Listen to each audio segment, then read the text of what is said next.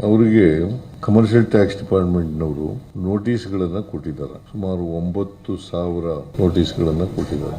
ಆಮೇಲೆ ತೆರಿಗೆ ಹಾಕೋದು ಕೇಂದ್ರ ಸರ್ಕಾರ, GST ತೆರಿಗೆ ಹಾಕೋದು ರಾಜ್ಯ ಸರ್ಕಾರ ಅಲ್ಲ. GST ಕೌನ್ಸಿಲ್ನಲ್ಲಿ ಅದು ತೀರ್ಮಾನ ಮಾಡಿ ಹಾಕೋದು. 1% ಟ್ಯಾಕ್ಸ್ ಅನ್ನ ಹಾಕಿದ್ದಾರೆ. ಅದು 40 ಲಕ್ಷಕ್ಕಿಂತ ಜಾಸ್ತಿ ಟರ್ನ್ಓವರ್ ಅಂತವ್ರಿಗೆ ಮಾತ್ರ ನೋಟಿಸ್ ಕೊಟ್ಟಿರ್ತಕ್ಕಂಥದ್ದು. ಅದರಲ್ಲಿ ಕೆಲವು ಸಣ್ಣ ವ್ಯಾಪಾರಿಗಳು ಅಲ್ಲದೇನೆ ಬೇರೆಯವ್ರಿಗೂ ಕೂಡ ಕೊಟ್ಬಿಟ್ಟಿದ್ದಾರೆ. ಆಮೇಲೆ 3 ವರ್ಷದಿಂದ ಟ್ಯಾಕ್ಸ್ ಕೊಡಬೇಕು ಅಂತೇಳಿ ಹೇಳಿದ್ದಾರೆ. ನಾವು ಈ ಎಕ್ಸೆಂಪ್ಟೆಡ್ ಟ್ಯಾಕ್ಸ್ನಿಂದ ವಿನಾಯಿತಿ ಇದೆಯಲ್ಲ, ಅವುಗಳಿಂದ ಯಾವ ಕಾರಣಕ್ಕೂ ಕೂಡ ಆ ಕಮೋಡಿಟೀಸ್ ಪದಾರ್ಥಗಳು ಇದಾವಲ್ಲ, ಅವರಿಂದ ತೆರಿಗೆ ವಸೂಲು ಮಾಡೋಕ್ಕೆ ನೋಟಿಸ್ ಕೊಟ್ಟಿದ್ರು ಕೂಡ ವಸೂಲು ಮಾಡಲ್ಲ.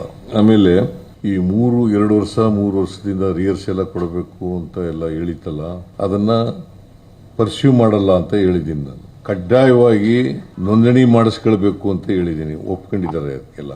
ಆಮೇಲೆ ಒಂದು ಸಹಾಯವಾಣಿ ಆರಂಭಿಸಬೇಕು ಅಂತ ಹೇಳಿದ್ದಾರೆ. ನಾನು ಹೇಳಿದ್ದೀನಿ ಸಹಾಯವಾಣಿ ಈಗಾಗಲೇ ಇದೆ, ಇನ್ನೂ ಅದನ್ನ ಹೆಚ್ಚು ಪರಿಣಾಮಕಾರಿಯಾದ ರೀತಿಯಲ್ಲಿ ಮಾಡೋಣ ಅಂತ ಹೇಳಿದ್ದೀನಿ.